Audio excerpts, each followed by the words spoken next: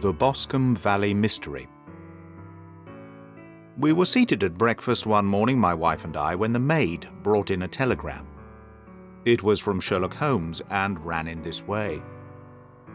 "Have you a couple of days to spare? Have just been wired from the west of England in connection with Boscombe Valley tragedy. Shall be glad if you will come with me. Air and scenery perfect. Leave Paddington by the 11:15. "What do you say, my dear?" said my wife, looking across at me. "Will you go?" "I really don't know what to say. I have a fairly long list at present." "Oh, Anstruther would do your work for you. You've been looking a little pale lately. I think that the change would do you good, and you are always so interested in Mr. Sherlock Holmes's cases."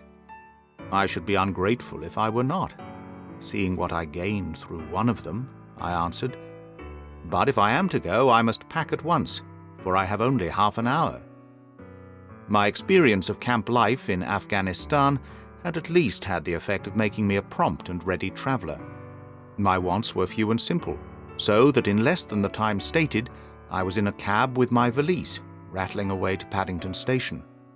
Sherlock Holmes was pacing up and down the platform, his tall, gaunt figure made even gaunter and taller by his long grey travelling cloak and close-fitting cloth cap. "It is really very good of you to come, Watson," said he. "It makes a considerable difference to me, having someone with me on whom I can thoroughly rely. Local aid is always either worthless or else biased. If you will keep the 2 corner seats, I shall get the tickets." We had the carriage to ourselves, save for an immense litter of papers which Holmes had brought with him.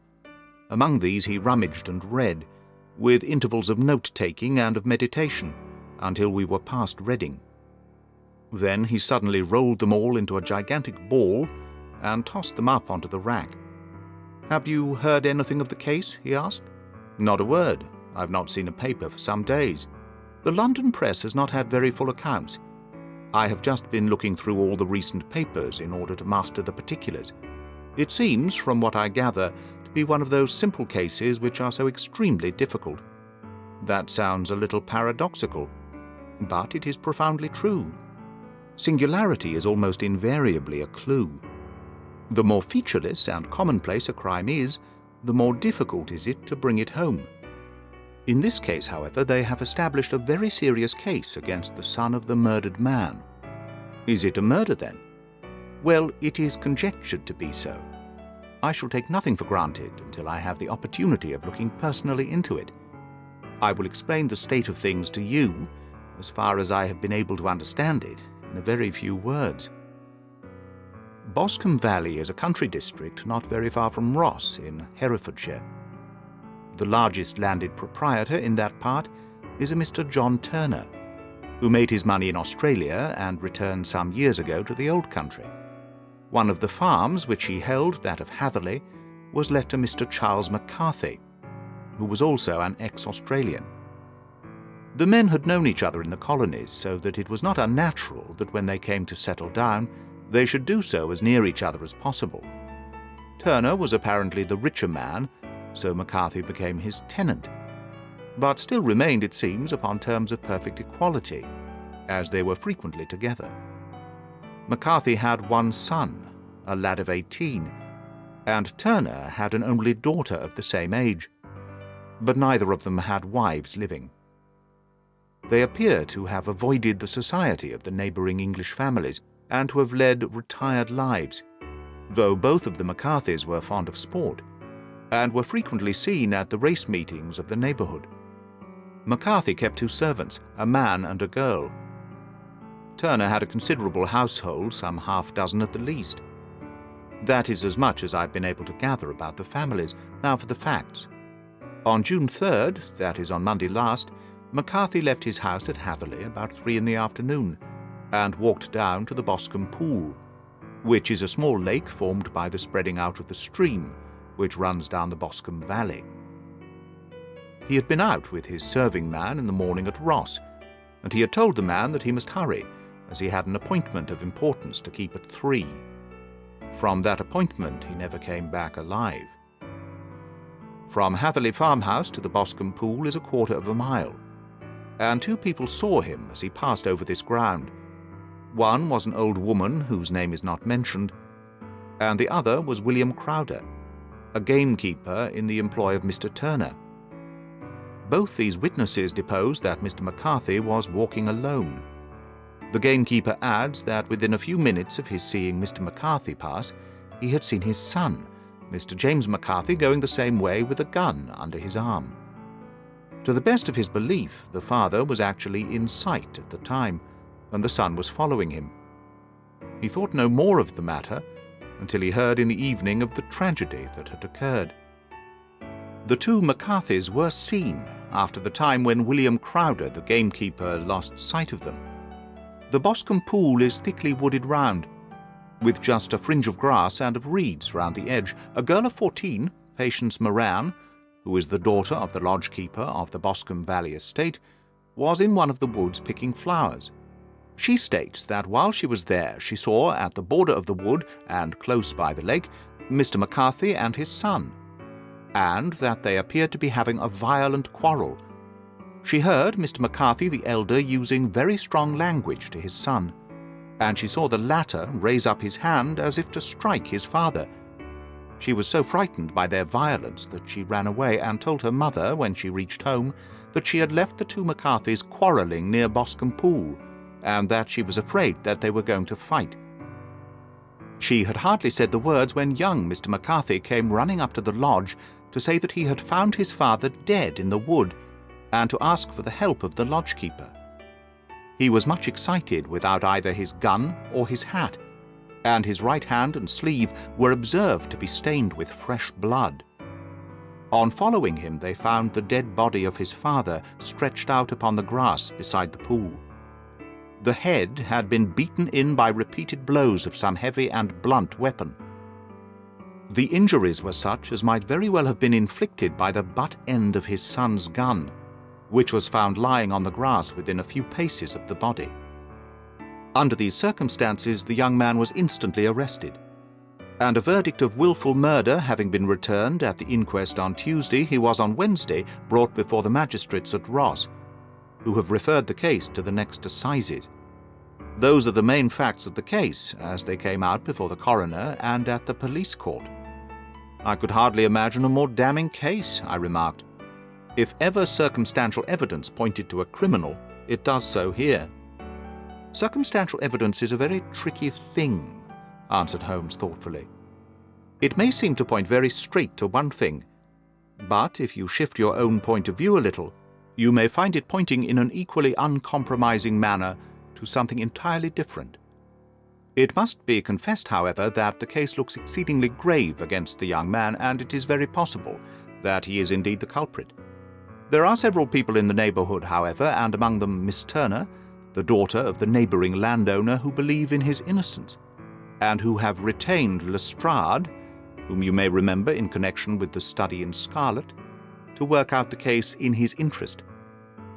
Lestrade, being rather puzzled, has referred the case to me. And hence it is two middle-aged gentlemen are flying westward at 50 miles an hour, instead of quietly digesting their breakfasts at home. I'm afraid, said I, that the facts are so obvious that you will find little credit to be gained out of this case. There is nothing more deceptive than an obvious fact, he answered, laughing. Besides, we may chance to hit upon some other obvious facts which may have been by no means obvious to Mr. Lestrade. You know me too well to think that I am boasting when I say that I shall either confirm or destroy his theory by means which he is quite incapable of employing or even of understanding. To take the first example in hand, I very clearly perceive that in your bedroom the window is upon the right-hand side, and yet I question whether Mr. Lestrade would have noted even so self-evident a thing as that. How on earth, my dear fellow? I know you well. I know the military neatness which characterizes you. You shave every morning, and in this season you shave by the sunlight. But since your shaving is less and less complete as we get farther back on the left side, until it becomes positively slovenly as we get round the angle of the jaw, it is surely very clear that that side is less well illuminated than the other. I could not imagine a man of your habits looking at himself in an equal light, and being satisfied with such a result. I only quote this as a trivial example of observation and inference. Therein lies my métier, and it is just possible that it may be of some service in the investigation which lies before us. There are one or two minor points which were brought out in the inquest, and which are worth considering. What are they? It appears that his arrest did not take place at once, but after the return to Hatherley Farm. On the Inspector of Constabulary informing him that he was a prisoner, he remarked that he was not surprised to hear it, and it was no more than his deserts. This observation of his had the natural effect of removing any traces of doubt which might have remained in the minds of the coroner's jury. "It was a confession," I ejaculated. "No, for it was followed by a protestation of innocence." Coming on the top of such a damning series of events, it was at least a most suspicious remark. "On the contrary," said Holmes, "it is the brightest rift which I can at present see in the clouds. However innocent he might be, he could not be such an absolute imbecile as not to see that the circumstances were very black against him. Had he appeared surprised at his own arrest or feigned indignation at it, I should have looked upon it as highly suspicious, because such surprise or anger would not be natural under the circumstances, and yet might appear to be the best policy to a scheming man. His frank acceptance of the situation marks him as either an innocent man, or else as a man of considerable self-restraint and firmness. As to his remark about his deserts, it was also not unnatural, if you consider that he stood by the dead body of his father, and that there is no doubt that he had that very day so far forgotten his filial duty as to bandy words with him, and even, according to the little girl whose evidence is so important, to raise his hand as if to strike him. The self-reproach and contrition which are displayed in his remark appear to me to be the signs of a healthy mind rather than of a guilty one. I shook my head. "Many men have been hanged on far slighter evidence," I remarked. "So they have, and many men have been wrongfully hanged. What is the young man's own account of the matter?" It is, I am afraid, not very encouraging to his supporters, though there are one or two points in it which are suggestive. You will find it here, and may read it for yourself. He picked out from his bundle a copy of the local Herefordshire paper, and having turned down the sheet, he pointed out the paragraph in which the unfortunate young man had given his own statement of what had occurred. I settled myself down in the corner of the carriage and read it very carefully. It ran in this way. Mr. James McCarthy, the only son of the deceased, was then called, and gave evidence as follows. I had been away from home for 3 days at Bristol, and had only just returned upon the morning of last Monday, the 3rd. My father was absent from home at the time of my arrival, and I was informed by the maid that he had driven over to Ross with John Cobb, the groom. Shortly after my return, I heard the wheels of his trap in the yard, and looking out of my window, I saw him get out and walk rapidly out of the yard, though I was not aware in which direction he was going. I then took my gun and strolled out in the direction of the Boscombe pool, with the intention of visiting the rabbit warren, which is upon the other side. On my way I saw William Crowder, the gamekeeper, as he has stated in his evidence, but he is mistaken in thinking that I was following my father. I had no idea that he was in front of me. When about 100 yards from the pool, I heard a cry of coo-ee, which was a usual signal between my father and myself. I then hurried forward and found him standing by the pool. He appeared to be much surprised at seeing me, and asked me rather roughly what I was doing there. A conversation ensued which led to high words, and almost to blows, for my father was a man of a very violent temper. Seeing that his passion was becoming ungovernable, I left him, and returned towards Hatherley Farm. I had not gone more than 150 yards, however, when I heard a hideous outcry behind me, which caused me to run back again. I found my father expiring on the ground with his head terribly injured. I dropped my gun and held him in my arms, but he almost instantly expired. I knelt beside him for some minutes, and then made my way to Mr. Turner's lodgekeeper, his house being the nearest, to ask for assistance. I saw no one near my father when I returned, and I have no idea how he came by his injuries. He was not a popular man, being somewhat cold and forbidding in his manners, but he had, as far as I know, no active enemies. I know nothing further of the matter. The Coroner: Did your father make any statement to you before he died? Witness: He mumbled a few words, but I could only catch some allusion to a rat. The Coroner: What did you understand by that? Witness: It conveyed no meaning to me. I thought that he was delirious. The Coroner: What was the point upon which you and your father had this final quarrel? Witness: I should prefer not to answer. The Coroner: I'm afraid that I must press it. Witness: It is really impossible for me to tell you. I can assure you that it has nothing to do with the sad tragedy which followed.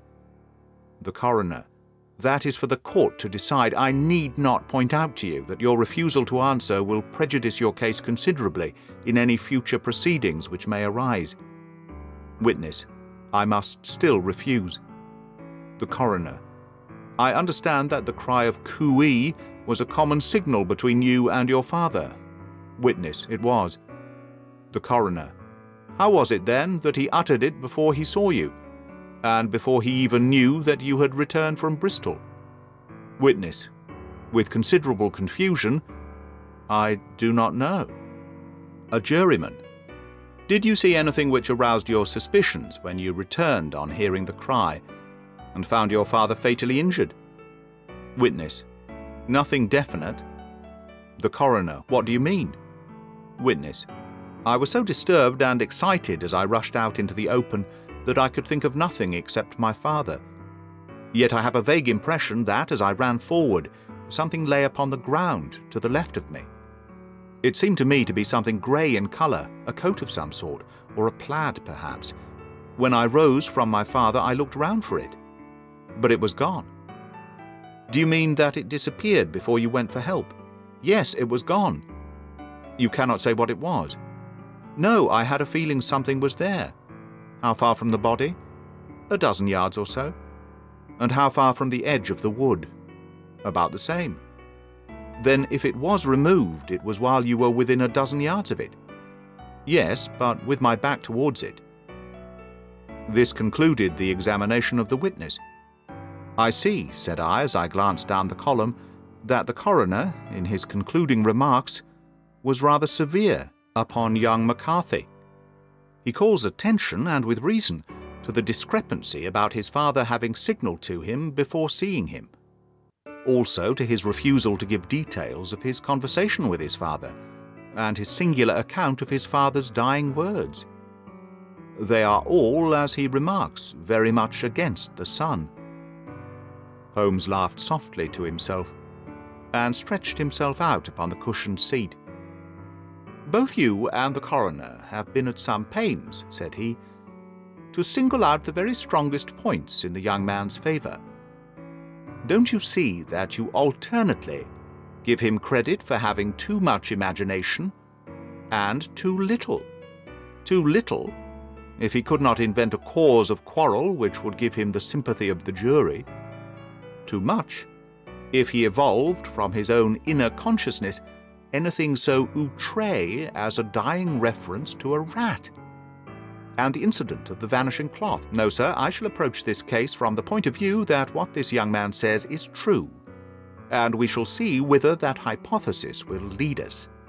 And now, here is my pocket Petrarch, and not another word shall I say of this case until we are on the scene of action. We lunch at Swindon, and I see that we shall be there in 20 minutes. It was nearly 4 o'clock when we at last, after passing through the beautiful Strood Valley and over the broad gleaming Severn, found ourselves at the pretty little country town of Ross. A lean, ferret-like man, furtive and sly-looking, was waiting for us upon the platform. In spite of the light brown dust coat and leather leggings which he wore in deference to his rustic surroundings, I had no difficulty in recognising Lestrade of Scotland Yard. With him we drove to the Hereford Arms, where a room had already been engaged for us. "I have ordered a carriage," said Lestrade as we sat over a cup of tea. "I knew your energetic nature, and that you would not be happy until you had been on the scene of the crime." "It was very nice and complimentary of you," Holmes answered. "It is entirely a question of barometric pressure."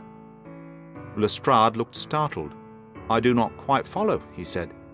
"How is the glass?" 29, I see. No wind and not a cloud in the sky.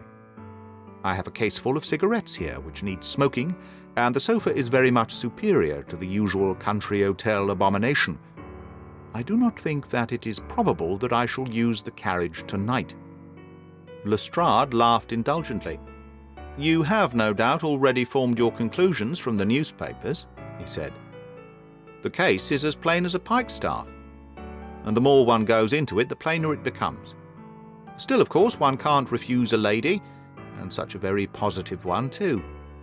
She had heard of you and would have your opinion, though I repeatedly told her that there was nothing which you could do which I had not already done. Why, bless my soul, here is her carriage at the door." He had hardly spoken before there rushed into the room one of the most lovely young women that I have ever seen in my life. Her violet eyes shining, her lips parted, a pink flush upon her cheeks, all thought of her natural reserve lost in her overpowering excitement and concern. "Oh, Mr. Sherlock Holmes," she cried, glancing from one to the other of us, and finally, with a woman's quick intuition, fastening upon my companion, "I am so glad that you have come. I have driven down to tell you so. I know that James didn't do it, I know it, and I want you to start upon your work knowing it too. Never let yourself doubt upon that point. We have known each other since we were little children, and I know his faults as no one else does, but he is too tender-hearted to hurt a fly. Such a charge is absurd to anyone who really knows him." "I hope we may clear him, Miss Turner," said Sherlock Holmes. "You may rely upon my doing all that I can. But you have read the evidence. You have formed some conclusion. Do you not see some loophole, some flaw? Do you not yourself think that he is innocent?" "I think that is very probable." "There now," she cried, throwing back her head and looking defiantly at Lestrade. "You hear? He gives me hope." Lestrade shrugged his shoulders. "I'm afraid that my colleague has been a little quick in forming his conclusions," he said. "But he is right. Oh, I know that he is right. James never did it. And about his quarrel with his father, I am sure that the reason why he would not speak about it to the coroner was because I was concerned in it." "In what way?" asked Holmes. "It is no time for me to hide anything. James and his father had many disagreements about me. Mr. McCarthy was very anxious that there should be a marriage between us. James and I have always loved each other as brother and sister, but of course he is young and has seen very little of life yet, and well, he naturally did not wish to do anything like that yet. So there were quarrels, and this, I am sure, was one of them." "And your father?" asked Holmes. "Was he in favour of such a union?" "No, he was averse to it also. No one but Mr. McCarthy was in favour of it."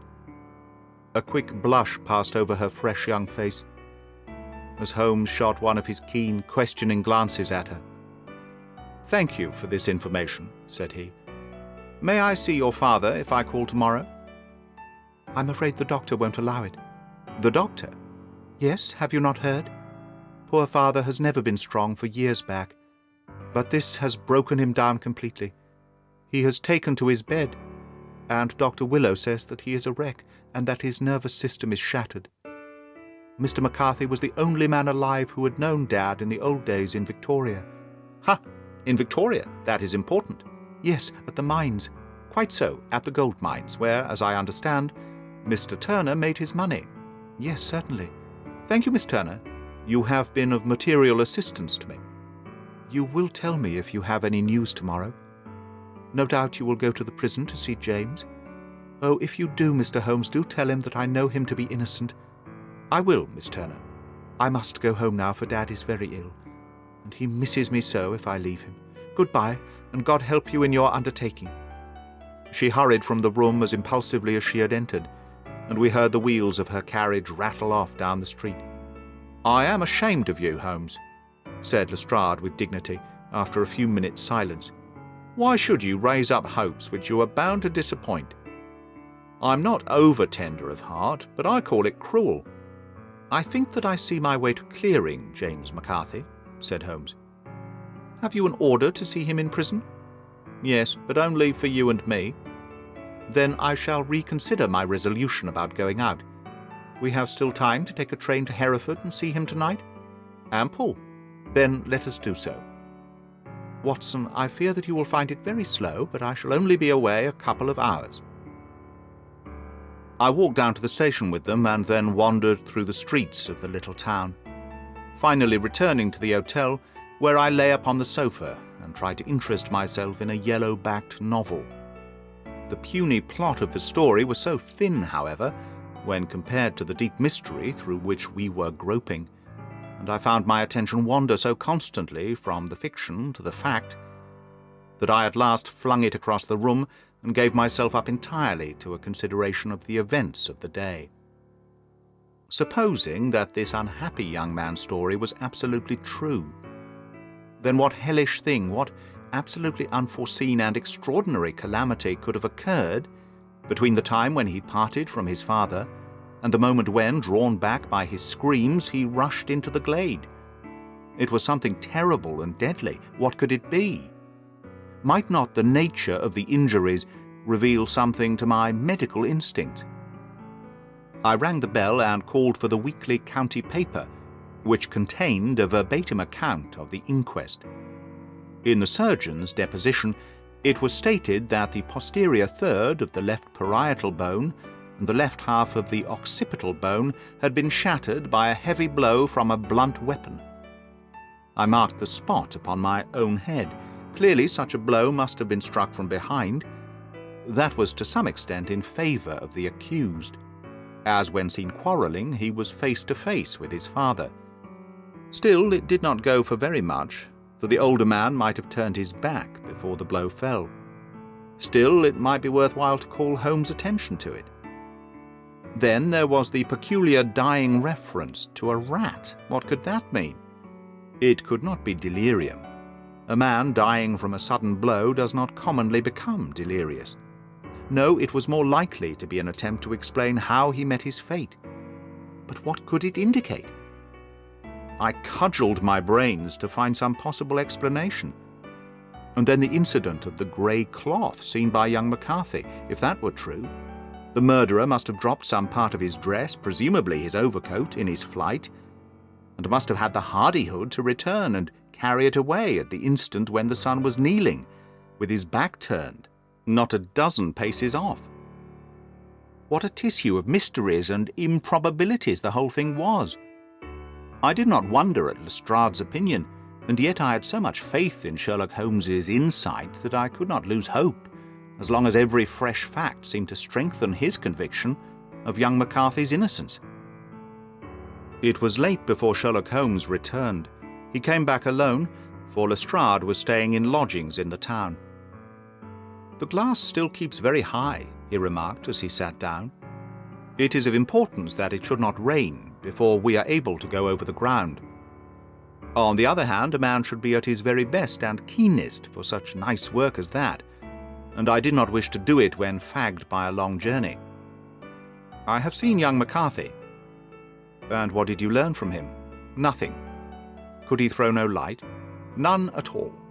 I was inclined to think at one time that he knew who had done it, and was screening him or her.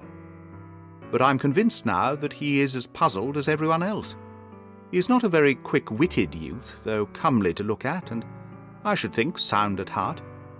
I cannot admire his taste," I remarked, "if it is indeed a fact that he was averse to a marriage with so charming a young lady as this Miss Turner.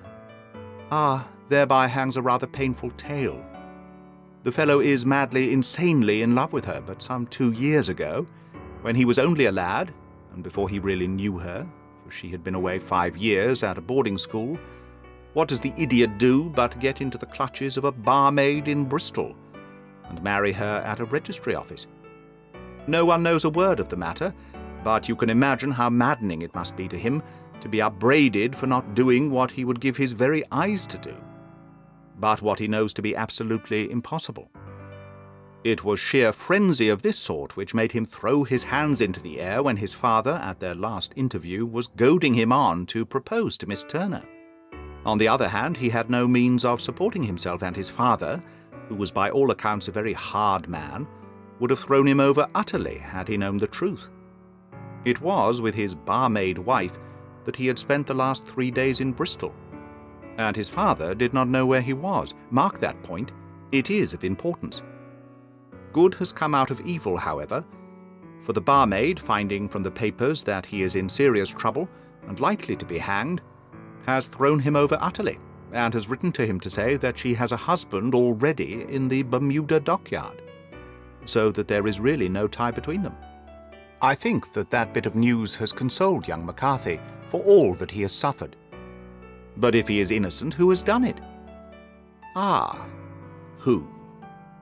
I would call your attention very particularly to 2 points.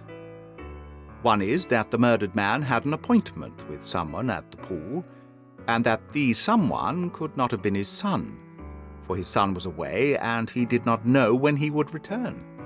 The second is that the murdered man was heard to cry "hooey" before he knew that his son had returned. Those are the crucial points upon which the case depends. And now let us talk about George Meredith, if you please, and we shall leave minor points until tomorrow. There was no rain, as Holmes had foretold, and the morning broke bright and cloudless. At 9 o'clock Lestrade called for us with the carriage, and we set off for Hatherley Farm and the Boscombe Pool. "There is serious news this morning," Lestrade observed. "It is said that Mr. Turner, of the Hall, is so ill that his life is despaired of." "An elderly man, I presume?" said Holmes. "About 60, but his constitution has been shattered by his life abroad, and he has been in failing health for some time. This business has had a very bad effect upon him. He was an old friend of McCarthy's, and I may add, a great benefactor to him, for I have learned that he gave him Hatherley Farm rent-free." "Indeed, that is interesting," said Holmes. "Oh yes, in 100 other ways he has helped him. Everybody about here speaks of his kindness to him." "Really? Does it not strike you as a little singular that this McCarthy, who appears to have had little of his own and to have been under such obligations to Turner, should still talk of marrying his son to Turner's daughter, who is presumably heiress to the estate, and that in such a very cocksure manner, as if it was merely a case of a proposal and all else would follow? It is the more strange since we know that Turner himself was averse to the idea. The daughter told us as much. Do you not deduce something from that?" "We have got to the deductions and the inferences," said Lestrade, winking at me. "I find it hard enough to tackle facts, Holmes, without flying away after theories and fancies." "You are right," said Holmes demurely. "You do find it very hard to tackle the facts. Anyhow, I have grasped one fact which you seem to find it difficult to get hold of," replied Lestrade with some warmth, "and that is, that McCarthy Sr. met his death from McCarthy Jr., and that all theories to the contrary are the merest moonshine." "Well, moonshine is a brighter thing than fog," said Holmes, laughing. "But I'm very much mistaken if this is not Hatherley Farm upon the left." "Yes, that is it." It was a widespread, comfortable-looking building, 2-storied, slate-roofed, with great yellow blotches of lichen upon the grey walls. The drawn blinds and the smokeless chimneys, however, gave it a stricken look, as though the weight of this horror still lay heavy upon it. We called at the door, when the maid, at Holmes' request, showed us the boots which her master wore at the time of his death, and also a pair of the son's, though not the pair which he had then had. Having measured these very carefully from 7 or 8 different points, Holmes desired to be led to the courtyard, from which we all followed the winding track which led to Boscombe Pool. Sherlock Holmes was transformed when he was hot upon such a scent as this. Men who had only known the quiet thinker and logician at Baker Street would have failed to recognize him. His face flushed and darkened. His brows were drawn into 2 hard black lines. while his eyes shone out from beneath them with a steely glitter. His face was bent downwards, his shoulders bowed, his lips compressed, and the veins stood out like whipcord in his long sinewy neck. His nostrils seemed to dilate with a purely animal lust for the chase, and his mind was so absolutely concentrated upon the matter before him that a question or remark fell unheeded upon his ears, or at the most only provoked a quick, impatient snarl in reply. Swiftly and silently he made his way along the track which ran through the meadows, and so by way of the woods to the Boscombe pool. It was damp, marshy ground, as is all that district, and there were marks of many feet, both upon the path and amid the short grass which bounded it on either side. Sometimes Holmes would hurry on, sometimes stop dead, and once he made quite a little detour into the meadow. Lestrade and I walked behind him, the detective indifferent and contemptuous, while I watched my friend with the interest which sprang from the conviction that every one of his actions was directed towards a definite end.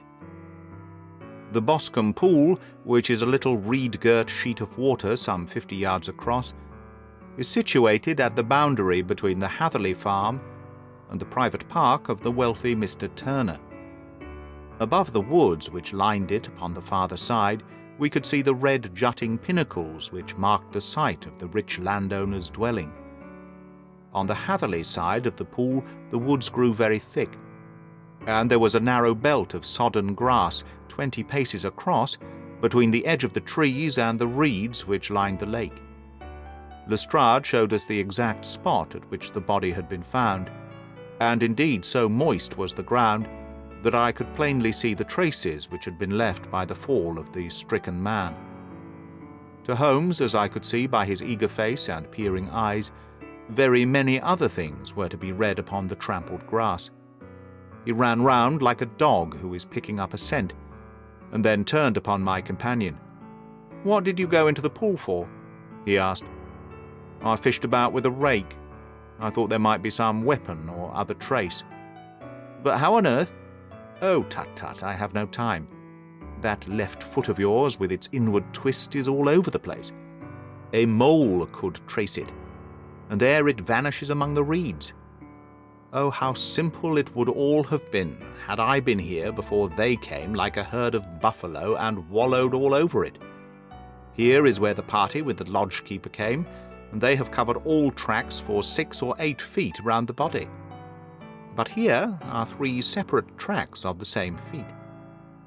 He drew out a lens and lay down upon his waterproof to have a better view, talking all the time rather to himself than to us. "These are young McCarthy's feet.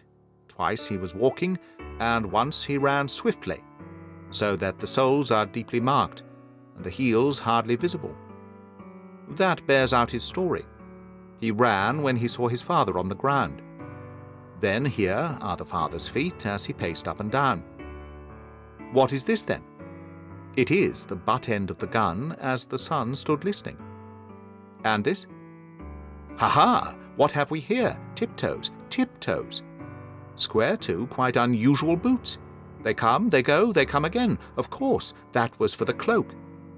Now, where did they come from?" He ran up and down, sometimes losing, sometimes finding the track, until we were well within the edge of the wood, and under the shadow of a great beech, the largest tree in the neighbourhood. Holmes traced his way to the farther side of this and lay down once more upon his face with a little cry of satisfaction. For a long time he remained there, turning over the leaves and dry sticks, gathering up what seemed to me to be dust into an envelope, and examining with his lens not only the ground, but even the bark of the tree as far as he could reach. A jagged stone was lying among the moss, and this also he carefully examined and retained. Then he followed a pathway through the wood until he came to the high road, where all traces were lost.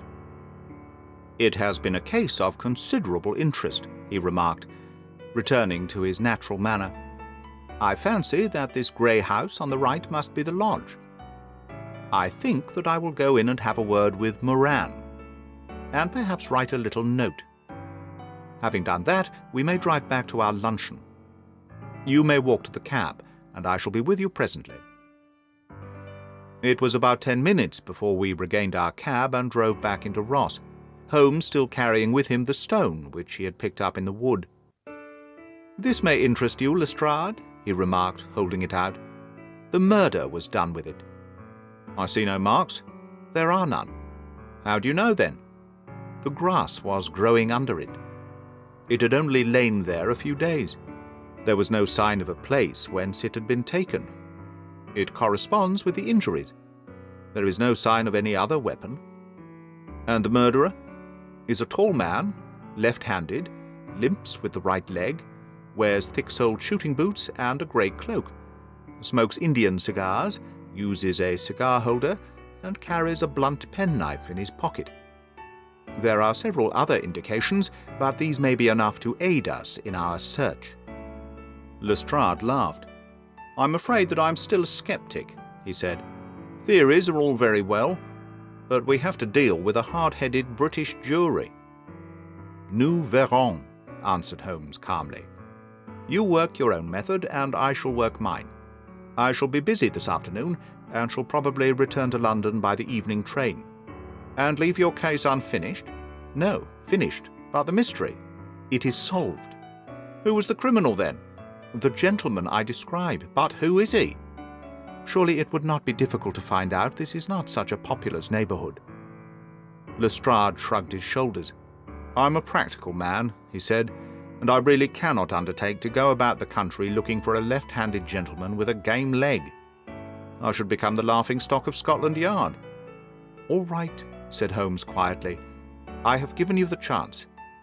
Here are your lodgings. Goodbye. I shall drop you a line before I leave."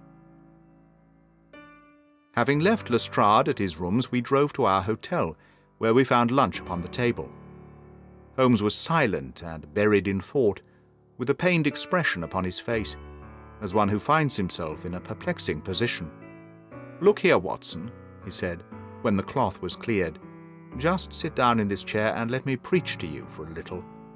I don't quite know what to do, and I should value your advice. Light a cigar and let me expound." "Pray do so." "Well now, in considering this case there are 2 points about young McCarthy's narrative which struck us both instantly, although they impressed me in his favour and you against him. One was the fact that his father should, according to his account, cry cooey before seeing him. The other was his singular dying reference to a rat. He mumbled several words, you understand, but that was all that caught the son's ear. Now from this double point our research must commence, and we will begin it by presuming that what the lad says is absolutely true." "What of this cooey, then?" "Well, obviously it could not have been meant for the son. The son, as far as he knew, was in Bristol. It was mere chance that he was within earshot. The cooey was meant to attract the attention of whoever it was he had the appointment with. But cooey is a distinctly Australian cry, and one which is used between Australians. There is a strong presumption that the person whom McCarthy expected him to meet at Boscombe Pool was someone who had been in Australia." "What of the rat, then?" Sherlock Holmes took a folded paper from his pocket and flattened it out on the table. "This is a map of the colony of Victoria," he said. "I wired to Bristol for it last night." He put his hand over part of the map. "What do you read?" he asked. "Arat," I read. "And now?" He raised his hand. "Ballarat." "Quite so. That was the word the man uttered, and of which his son only caught the last 2 syllables. He was trying to utter the name of his murderer. So-and-so of Ballarat." "It is wonderful," I exclaimed. "It is obvious. And now, you see, I had narrowed the field down considerably. The possession of a grey garment was a third point which, granting the son's statement to be correct, was a certainty. We have come now out of mere vagueness to the definite conception of an Australian from Ballarat with a grey cloak, certainly, and one who was at home in the district. For the pool can only be approached by the farm or by the estate, where strangers could hardly wander. Quite so. Then comes our expedition of today. By an examination of the ground, I gained the trifling details which I gave to that imbecile Lestrade as to the personality of the criminal.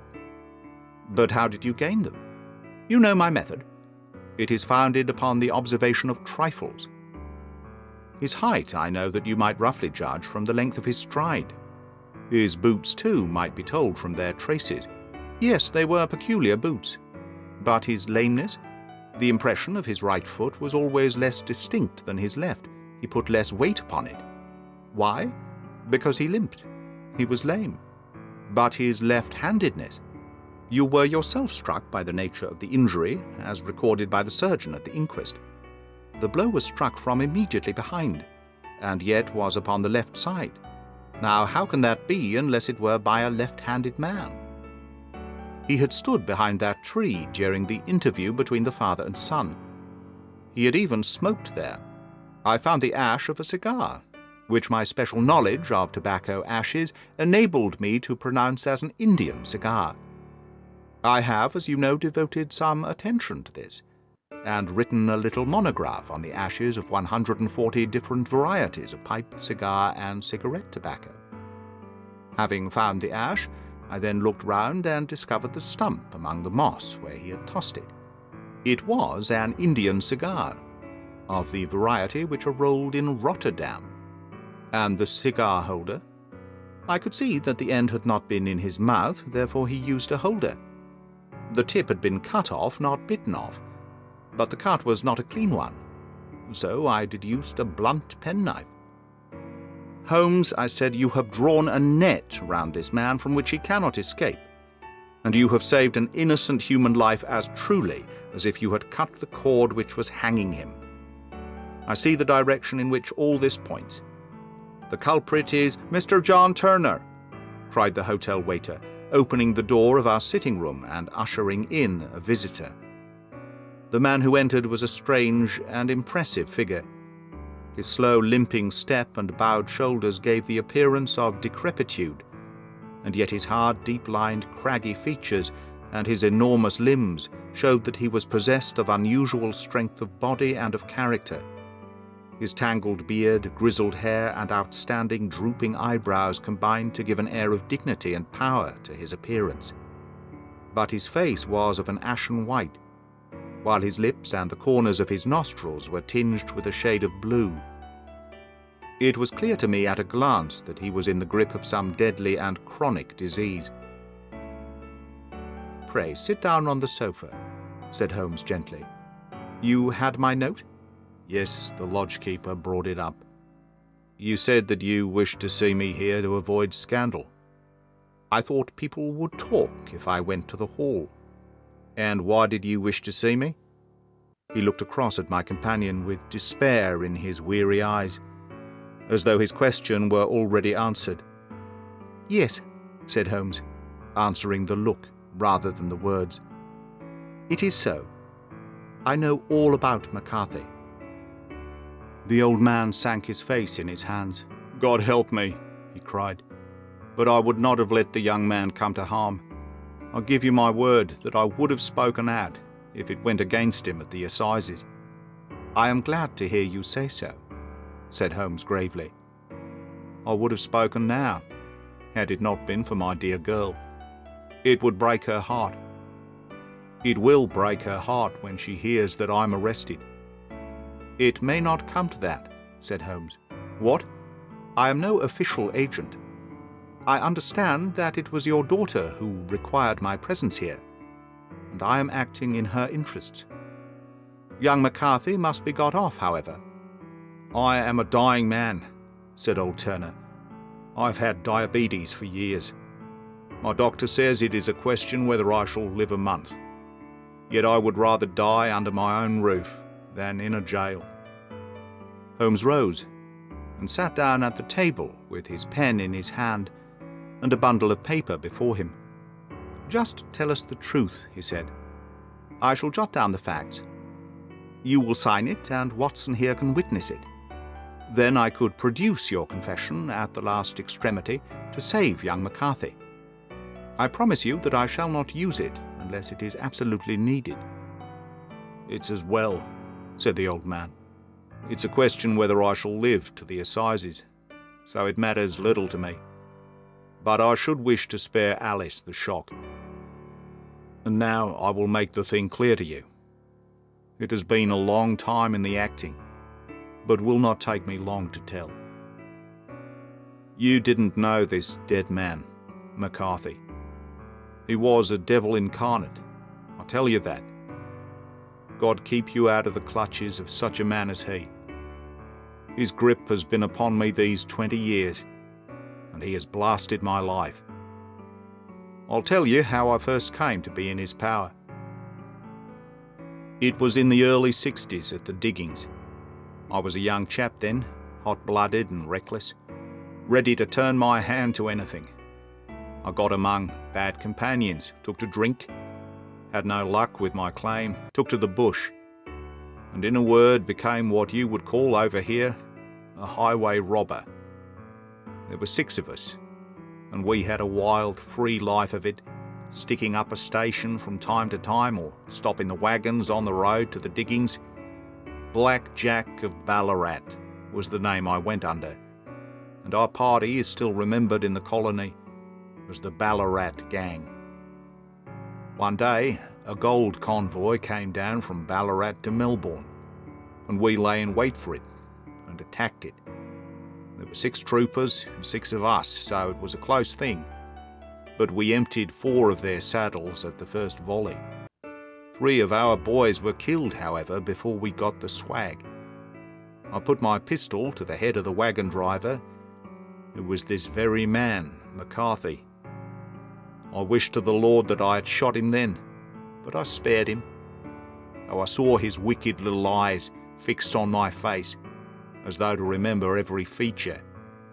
We got away with the gold, became wealthy men, and made our way over to England without being suspected. There I parted from my old pals and determined to settle down to a quiet and respectable life. I bought this estate, which chanced to be in the market, and I set myself to do a little good with my money, to make up for the way in which I had earned it. I married too, and though my wife died young, she left me my dear little Alice. Even when she was just a babby, her wee hand seemed to lead me down the right path, as nothing else had ever done. In a word, I turned over a new leaf and did my best to make up for the past.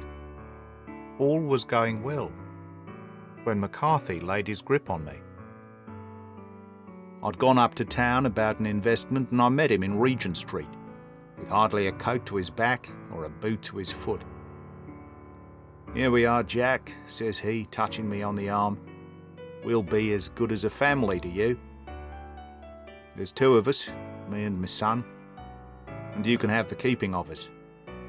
If you don't, it's a fine law-abiding country is England, and there's always a policeman within hail."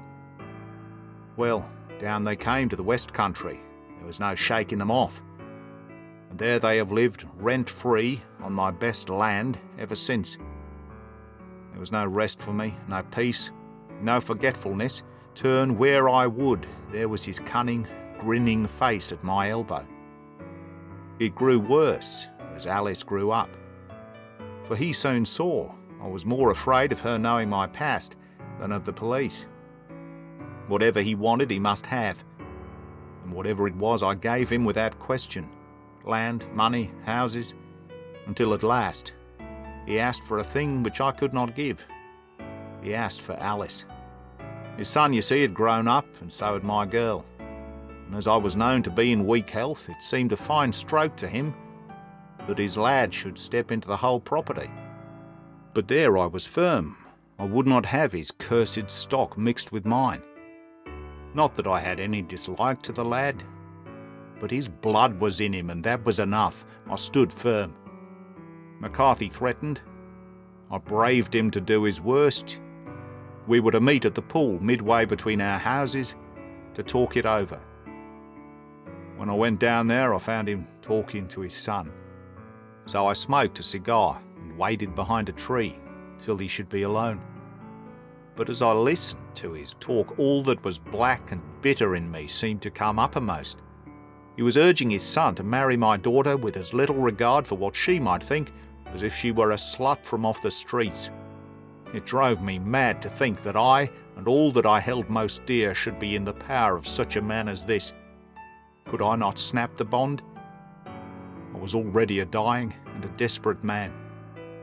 Though clear of mind and fairly strong of limb, I knew that my own fate was sealed. But my memory and my girl, both could be saved, if I could but silence that foul tongue. I did it, Mr. Holmes. I would do it again. Deeply as I have sinned, I have led a life of martyrdom to atone for it. But that my girl should be entangled in the same meshes that held me was more than I could suffer. I struck him down with no more compunction than if he had been some foul and venomous beast. His cry brought back his son, but I had gained the cover of the wood, though I was forced to go back to fetch the cloak which I had dropped in my flight. That is the true story, gentlemen, of all that occurred. Well, it is not for me to judge you, said Holmes, as the old man signed the statement which had been drawn out. I pray that we may never be exposed to such a temptation. I pray not, sir. And what do you intend to do? In view of your health, nothing. You are yourself aware that you will soon have to answer for your deed at a higher court than the assizes. I will keep your confession, and, if McCarthy is condemned, I shall be forced to use it. If not, it shall never be seen by mortal eye. And your secret, whether you be alive or dead, shall be safe with us. Farewell, then, said the old man solemnly. Your own deathbeds, when they come, will be the easier for the thought of the peace which you have given to mine. Tottering and shaking in all his giant frame, he stumbled slowly from the room. God help us, said Holmes after a long silence. Why does fate play such tricks with poor, helpless worms?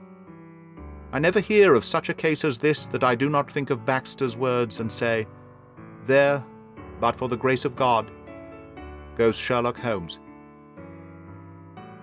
James McCarthy was acquitted at the assizes on the strength of a number of objections which had been drawn out by Holmes and submitted to the defending counsel. Old Turner lived for 7 months after our interview, but he is now dead, and there is every prospect that the son and daughter may come to live happily together in ignorance of the black cloud which rests upon their past.